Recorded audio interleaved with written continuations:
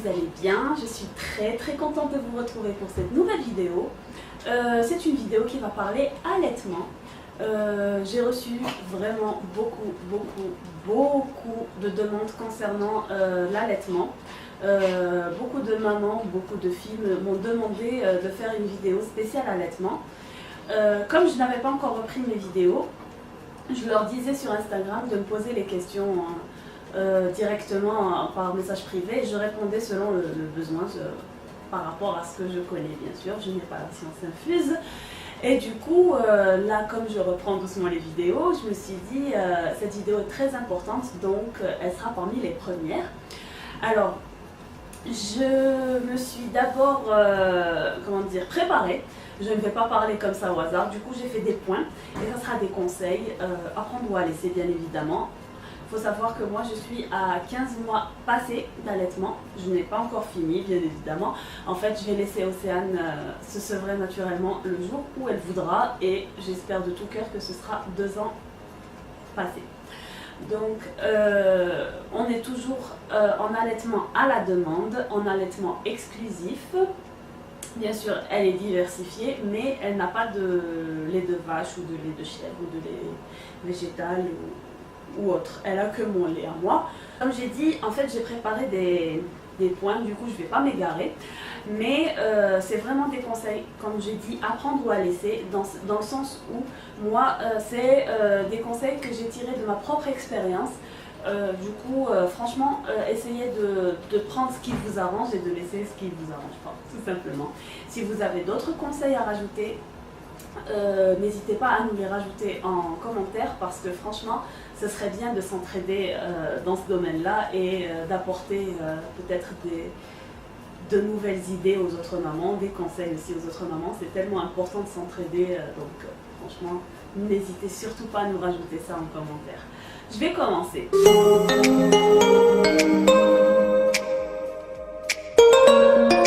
Le tout premier point, en fait, c'est très important, très important, que l'allaitement soit vraiment votre choix à vous. L'allaitement est un choix personnel. Personne n'a le droit de vous forcer à allaiter. Personne n'a le droit de vous forcer à quoi que ce soit dans ce domaine.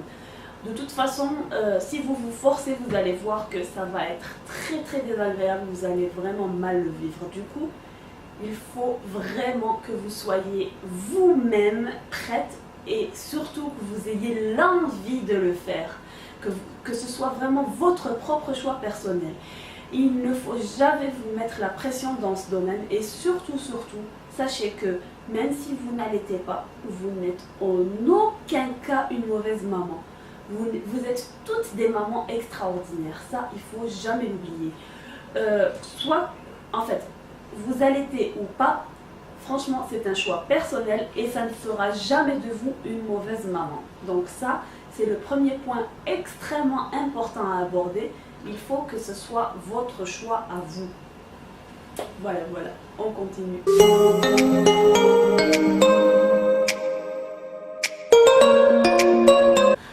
Alors en fait, au début, vous allez avoir bien sûr la montée de lait à peu près 3 jours après avoir accouché. Alors au début, vous allez avoir ce qu'on appelle le colostrum. C'est un liquide qui est très jaune en fait, on l'appelle ça l'or blanc. Si je me souviens bien, on appelle ça comme ça, parce qu'en fait, c'est vraiment, ce liquide, c'est comme pour les abeilles, la gelée royale, c'est la même chose. C'est notre gelée royale à nous les mamans. C'est vraiment, c'est pas beaucoup, hein, c'est très peu, vous allez voir, mais c'est vraiment un concentré de bonnes choses pour le bébé. C'est vrai, il en faudra très peu pour le bébé au début parce que son estomac sera tout petit. Du coup, les quelques gouttes que vous allez avoir de colostrum vont largement lui suffire. Ne vous inquiétez pas de ce côté-là. Du coup, on commence avec ça. Au début, on a le colostrum et ensuite, on a le lait qui arrive petit à petit. Alors au début, il ne faut pas avoir peur. La montée de lait est un peu douloureuse, mais ça ne dure pas très longtemps. Il ne faut pas avoir peur des douleurs qu'on peut avoir les premiers jours, notamment pour essayer de gérer la mise en place, la mise en bouche du bébé, c'est-à-dire sur le sein, ça peut parfois créer des crevasses, des gerçures et tout. Il ne faut pas avoir peur, tout ça est facilement soignable. D'abord avec ce fameux colostrum, parce qu'il faudrait juste en presser un tout petit peu et ensuite mettre sur votre crevasse. Vous allez voir, c'est vraiment le produit miracle à utiliser, c'est votre lait à vous. Ensuite, il y a vraiment des produits dans le marché, notamment l'anolin. Je vais vous la montrer tout de suite. C'est ça. C'est la marque Lancino. Je vais vous montrer ça. Franchement, c'est une crème très bien. Je l'utilise depuis toujours et c'est écrit 100% naturel. Alors, ce que j'aime avec cette crème, c'est qu'on peut mettre tout de suite après le bébé au sein, il n'y a aucun problème. Donc de ce côté-là, je me suis dit, vu qu'on peut mettre directement le bébé au sein après, c'est vraiment que ça doit être des concentrés très, on va dire, pas cracra, si vous voyez ce que je veux dire. En tout cas, c'est vraiment une superbe crème, mais le meilleur produit pour soigner ce genre de petits bobos reste votre lait à vous. Et vous allez voir par la suite, dans la suite de mes conseils, que votre lait aussi va soigner beaucoup de bobos pour les bébés. Par contre, je ne sais pas, est-ce qu'on fait une vidéo spéciale soins bébé avec le lait maternel? Dites-moi si ça vous intéresse. Je pourrais vous faire ça. Je continue sur la même lancée. En fait, les petites solutions pour soulager les petites douleurs du début, ou même les grosses douleurs du début, ça dépend de votre degré de douleur, comment vous supportez la douleur. Alors c'est très simple, soit vous mettez un gant humide, enfin mouillé avec de l'eau très chaude sur votre sein, ça soulage très bien les montées de lait, les premières montées de lait. Ou alors vous mettez cette crème là comme je vous ai montré, ou alors votre lait à vous, ou alors si vous avez des crevasses et des gerçures, vraiment ce qu'il faut faire le plus possible, c'est laisser vos seins à l'air libre. Je sais, c'est pas facile à la maternité, je sais, c'est vraiment pas facile à la maison parce que je sais que dans la société algérienne et maghrébine, on reçoit beaucoup de monde et tout, du coup c'est pas évident, mais si vous arrivez à vous isoler et vous laisser les seins à l'air libre, il n'y a pas mieux pour guérir très vite. Et si vous êtes à la maternité et que vous commencez à recevoir du monde, vous pouvez dire aux gens d'éviter de venir de telle heure à telle heure et vous laissez les seins à l'air libre. Mais en tout cas, si vous arrivez à vous isoler, faites-le. C'est vraiment un des meilleurs remèdes pour les crevasses. Avec votre lait, bien sûr. Ensuite, il y a un autre petit souci, et c'est pas vraiment un souci si on arrive à le gérer doucement, ça s'appelle le réflexe d'éjection fort. Qu'est-ce que c'est le réflexe d'éjection fort? C'est tout simplement quand vous avez la montée de lait, votre lait sort en jet, mais vraiment en jet, et vous êtes rapidement trempé, vos vêtements sont trempés, parfois vous arrosez complètement le bébé. Et c'est un peu gênant, j'avoue, mais on s'y fait et on s'y habitue, sincèrement. Il n'y a aucun problème de ce côté-là. Alors, il faut savoir que si vous avez par exemple le réflexe d'éjection fort et que vous voyez que votre bébé est gêné, surtout quand il a 2-3 mois, vous allez voir qu'il n'arrive pas à gérer une trop grosse quantité de lait qui va arriver dans sa bouche tout d'un coup. Ce que je vous conseille de faire, c'est de vous retirer, d'attendre que ce réflexe passe, ça durera quelques secondes, et remettre le bébé au sein. Donc pour ça, c'est vraiment la solution parce que le bébé risque d'avoir aussi des problèmes de gaz à cause de ça. C'est un peu gênant. Mais moi, il faut savoir que je suis, comme je vous l'ai dit au début, à 15 mois passée d'allaitement et j'ai toujours mes réflexes d'éjection forts. Mais Océane, elle s'y est habituée au fur et à mesure des mois et elle le gère très bien toute seule et maintenant ça la gêne plus du tout. Et de temps en temps, quand j'ai l'asperge de lait, ça la fait rire. Et ensuite, pour le petit tracas des vêtements trempés, moi ce que j'utilise, c'est ça. C'est des coussinets d'allaitement. Alors, il en existe de plusieurs sortes. Vous avez des coussinets d'allaitement jetables, comme les serviettes hygiéniques jetables, le même principe. Vous avez des coques d'allaitement que vous placez. Vous avez même des coquillages d'allaitement à placer. Personnellement, j'ai opté pour les coussinets d'allaitement, mais lavables. Pourquoi? Parce que je trouve que c'est beaucoup plus économique, c'est plus hygiénique, parce que vous les lavez à 60 degrés et le tour est joué. Et franchement, ça dure super longtemps et c'est très désagréable comparé aux coussinets jetables que je n'ai détesté parce que j'ai testé ça au début. Alors, j'ai deux sortes de coussinets que je vais vous montrer. J'ai ceux-là qui font un peu joli avec une petite dentelle, mais en fait, de ce côté-là, le sein est au contact de coton. Et ensuite, ceux-là qui sont basiques et que je préfère sincèrement, qui sont comme ça des deux côtés. Alors personnellement, je les ai achetés à Carrefour en France, les deux. Je les ai achetés là-bas. Alors c'est des lots de 6. Et sincèrement, alors au fur et à mesure des mois, j'en ai accumulé quelques-uns. Moi j'ai 3 paquets de 6 chaque. Et franchement, je trouve que je les lave au fur et à mesure et du coup, je suis jamais à court parce que dans la journée, je peux en utiliser facilement 4 et le soir, je veux dire, le soir après la douche, ben, j'en sors encore une nouvelle paire, du coup ça me fait les 6. Parce que j'ai un fort réflexe d'éjection. Faut pas croire que toutes les femmes sont comme ça. Il y a certaines femmes qu'une seule paire leur fait toute la journée sans problème. Moi, c'est parce que j'ai un réflexe d'éjection assez fort et je suis vite trempée.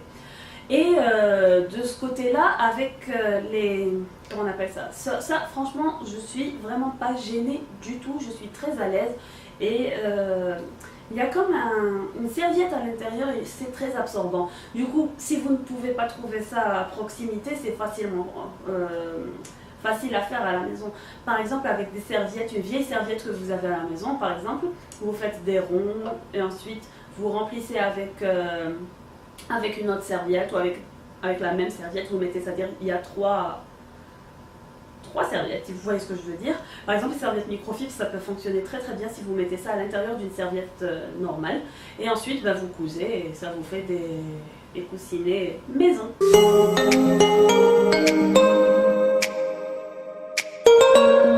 vais aborder un autre sujet maintenant, mais je reste bien sûr dans l'allaitement. C'est combien de fois mettre le bébé au sein dans la journée. Alors, pour ma part, j'ai été une grande angoissée dans ce domaine au début de mon allaitement. Yoshi, c'est toi. Dans le sens où j'ai... Yoshi, s'il te plaît.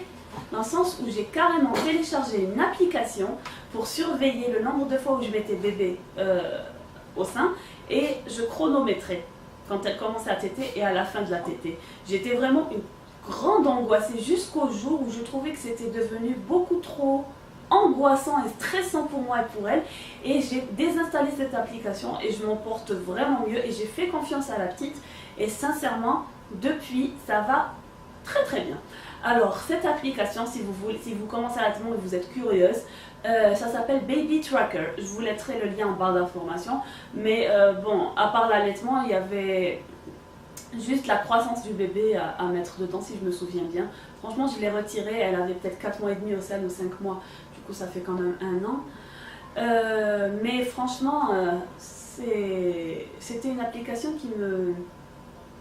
qui me stressait. En fait, c'est pas l'application qui me stressait, c'est moi qui étais stressée. J'avais peur qu'elle mange pas. En fait, le souci de l'allaitement, c'est ça. C'est qu'on ne sait pas combien le bébé prend en quantité par rapport au biberon. Et du coup, on se dit, est-ce que le bébé a assez mangé? Est-ce qu'il n'a pas assez mangé? C'est ça. Mais il ne faut pas stresser par rapport à ça. Si bébé mouille 5 à 6 couches, si vous avez 5 à 6 couches de pipi dans la journée, il n'y a aucun stress à avoir, sincèrement. On va dire que si vous mettez le bébé au sein dès qu'il demande ça, c'est-à-dire à la demande, il n'y a aucun stress à avoir. Mettez le bébé le plus possible au sein. N'ayez pas peur, surtout l'été. Il a besoin de s'hydrater le bébé. Du coup, mettez-le au sein le plus possible et surtout laissez bébé faire. Laissez-le boire autant qu'il veut. Ne chronométrez pas et ne le retirez pas. Il y a certaines femmes qui donnent un seul sein, il y a d'autres femmes qui donnent les 2 seins. Moi, je la laisse faire comme elle veut. Surtout que mademoiselle, maintenant, elle baisse toute seule mon haut et elle tète toute seule, du coup je la laisse faire. Mais au début, je lui ai jamais donné les deux seins, j'ai toujours fait un seul sein. Mais si vous ressentez le besoin de lui donner les deux seins, donnez-lui les deux seins. Sincèrement, faites-vous confiance et faites confiance à votre bébé. C'est le secret pour réussir un super allaitement zen.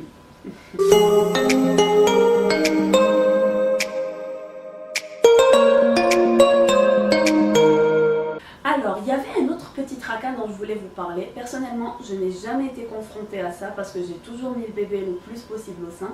Mais ça peut arriver, ça peut arriver. Même maintenant, ça peut m'arriver. Et c'est l'engorgement.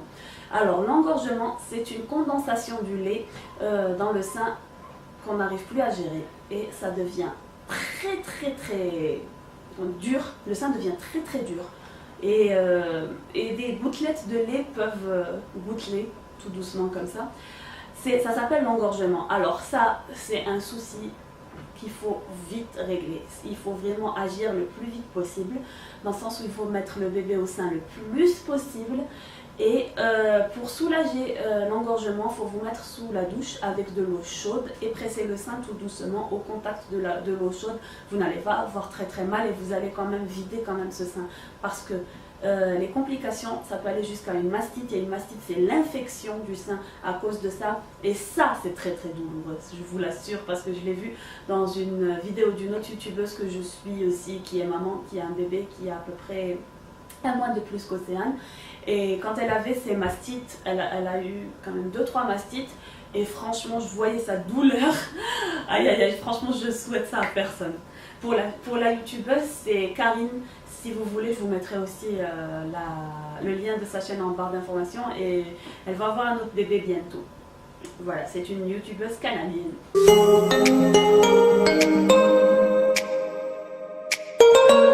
Alors maintenant, je vais aborder encore un autre point. C'est comment rebooster notre production de lait. Il y a des mamans qui disent j'ai pas assez de lait. Alors non, tout le monde a assez de lait pour son bébé. Mais parfois on a une petite fatigue, un petit coup de mou et on aime bien rebooster tout ça. Alors l'astuce la plus naturelle possible, c'est d'acheter des graines de fenouil, des graines de cumin et des graines d'anis vert et de se faire sa propre petite tisane maison. Le fenouil, il n'y a pas mieux pour booster sa lactation. Sinon, il y a des tisanes déjà prêtes. Alors moi j'utilise celle-là de chez Santé Vie. Spéciale lactation et qui est très bonne. Elle a un petit goût de réglisse très agréable. Sinon j'utilise aussi celle-ci. Je ne sais pas si vous la voyez. Celle-ci, elle s'appelle, la marque c'est Rawa Erchem. Celle-ci vient d'Algérie. Pour la France, je prenais celle de Velleda qui était excellente aussi, qui avait à peu près le même goût. La plupart sont à base d'anis.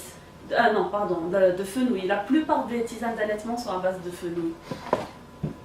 Après, on peut rajouter quelques petites bricoles dans le réglisse ou alors on peut les faire aussi aromatiser parce que chez Velleda, ils le font aussi au citron ou alors aux fruits rouges. Et ça, c'est juste le parfum. Parce que vraiment, la base des tisanes d'allaitement, c'est le fenouil. Donc si vous avez un petit coup de mou ou quelque chose, si vous avez envie de rebooster un peu votre lactation, des petites tisanes de ce genre à boire tout au long de la journée. Par contre, l'anis vert, il ne faut pas en abuser. Ça, je le sais, on me l'a toujours dit, mais je ne saurais pas vous dire pourquoi, mais on m'a toujours dit de ne pas en abuser, contrairement au fenouil et au cumin. Et surtout, pour les débuts de l'allaitement, faites beaucoup d'infusions cumin et fenouil ensemble parce que le cumin a des propriétés anti-ballonnement, anti-gaz pour le bébé. Du coup, ça va passer dans votre lait, ça va vraiment faire du bien au bébé quand ils ont 1 mois, 2 mois. Comme ça, vous éviterez de lui faire des tisanes pour faire la confusion synthétine. Ça va passer dans votre lait, ça va vraiment faire du bien au bébé.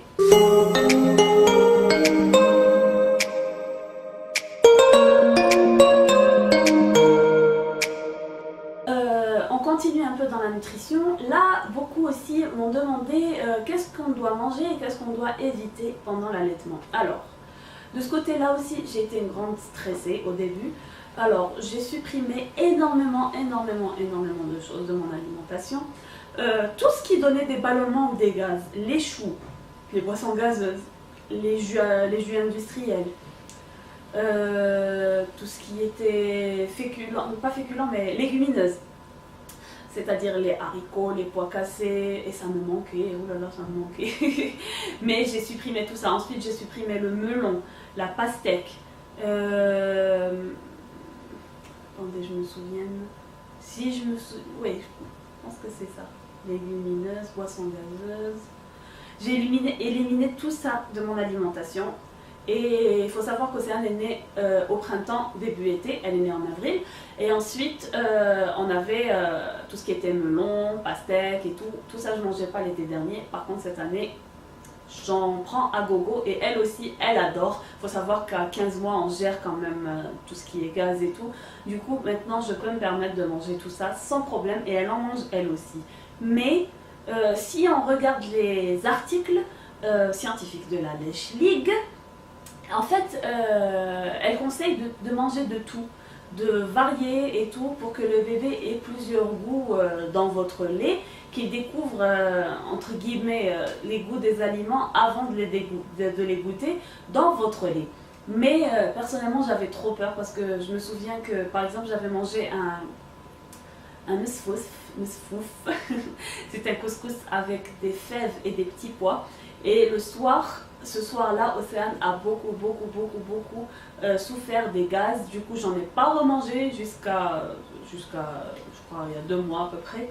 Avec elle d'ailleurs, on en a mangé toutes les deux. Mais j'ai pas voulu prendre de risques et du coup, j'ai supprimé pas mal de choses, dont aussi les petits pois et les fèves. Donc si vous voulez faire la même chose, essayez de ne pas les prendre juste les quelques premiers mois. Après, vous allez reprendre tout ça sans problème. Hein.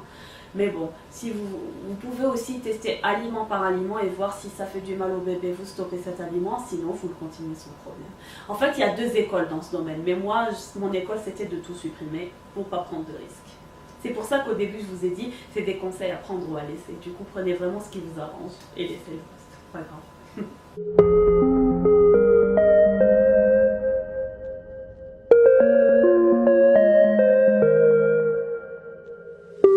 Là, on va parler un peu esthétique. Bah oui, parce que on reste femme, même si on est maman, même si on est maman allaitante, maternante, tout ce que vous voulez, mais on reste femme.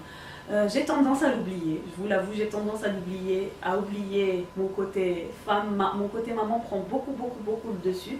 Mais je voulais vous parler des soutiens-gorge d'allaitement. Alors, bien sûr, dans le commerce, il existe plein de marques de soutien-gorge d'allaitement. Vous savez, c'est les soutiens-gorge qui se déclipsent comme ça, et après vous pouvez sortir le sein pour donner au bébé. J'en ai eu quelques-uns et j'ai détesté ça. Sincèrement, j'ai détesté ça, j'étais mal à l'aise, à un moment donné, je ne les mettais plus et j'avais peur quand même pour ma poitrine. Du coup, j'ai essayé de chercher une alternative. J'ai trouvé une alternative que je vais vous montrer tout de suite. En alternative, c'est des brassières comme ceci. Je vais vous montrer celle-là.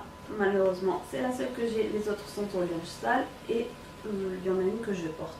C'est des brassières qui se présentent comme ça. C'est pas très joli, je vous l'avoue. C'est pas des brassières de sport. C'est des brassières, comment dire, des brassières premier soutif. Je sais pas si vous voyez ce que je veux dire. Celles-là, je les ai achetées à Carrefour. J'avais acheté 2 pour tester. Après, je suis retournée et j'ai pris encore 3 si je me souviens bien. Alors, il en existe en noir, il en existe en blanc, il en existe en couleur chair. Et sincèrement, c'est super agréable. On les sent pas sur le corps. C'est facilement, je veux dire, on tire le sein très facilement parce que c'est extensible et c'est très agréable. Sincèrement, là je porte la blanche et Océane a tété toute la journée et franchement c'est super agréable.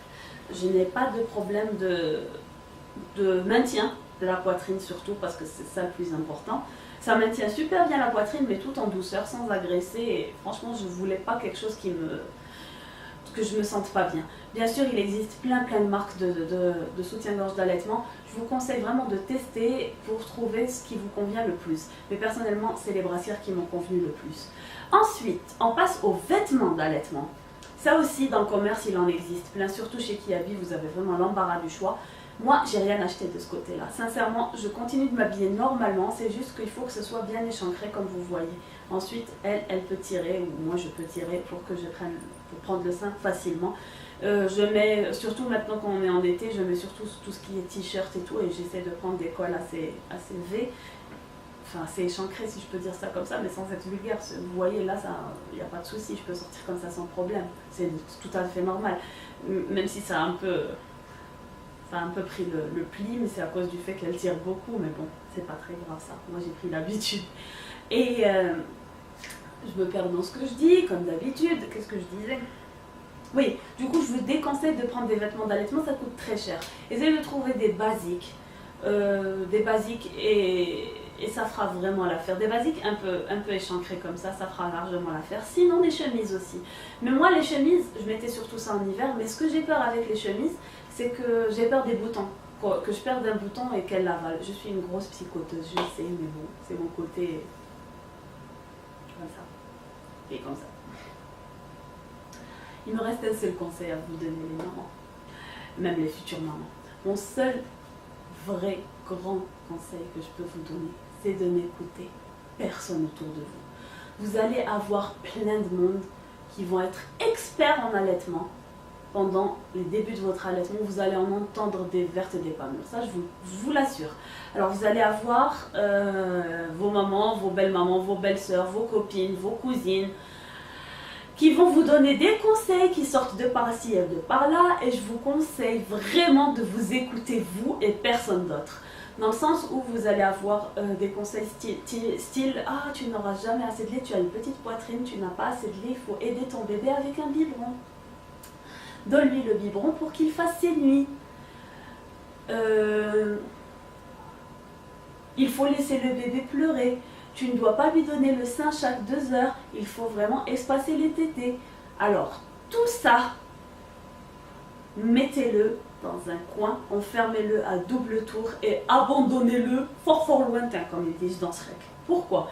C'est des conseils vieux comme le monde, mais qui ne fonctionnent pas. Il ne faut pas laisser un bébé pleurer. Si vous voulez une vidéo spéciale maternage, entre guillemets, parce que je suis vraiment une maman très maternante, je ne laisse pas du tout au sein pleurer, je vous ferai ça avec plaisir. Ne laissez pas bébé pleurer. Donnez-lui vraiment le sein à la demande. Quand bébé réclame, c'est qu'il en a besoin, même si c'est pas pour manger. Parfois, il a besoin juste de sentir votre odeur, de sentir votre présence. Et je vous disais, donnez-lui vraiment à la demande, surtout en été. Parce que là, il fait très très chaud, bébé a besoin de s'hydrater. Bébé n'a pas besoin d'eau, il a besoin que de votre lait. Évitez les biberons, évitez les sucettes, évitez... si vous voulez une alternative au biberon, au sein, je veux dire, si vous pouvez utiliser le dalle, je vous mettrai un lien qui explique tout ce que c'est, le dalle. Ensuite, si vous travaillez, il y a beaucoup de solutions. Vous pouvez tirer votre lait. Je peux vous mettre aussi en barre d'information un lien qui vous dit les durées de conservation de votre lait au frigidaire, à l'air libre et au congélateur. Vous allez voir que même si on travaille, franchement, on peut allaiter sans problème. Et quelqu'un d'autre pourra donner votre lait dans la journée à bébé quand vous n'êtes pas là, et ensuite vous le remettez au sein dès que vous vous retrouvez à la demande. Et voilà, j'espère vraiment que cette vidéo vous aura aidé, va vous aider. En tout cas, j'essaie de faire de mon mieux, j'essaie de regrouper un maximum de conseils, et je vous souhaite un très bel allaitement, une très belle aventure lactée. Et je vous embrasse toutes et tous et je vous dis à très bientôt. Au revoir.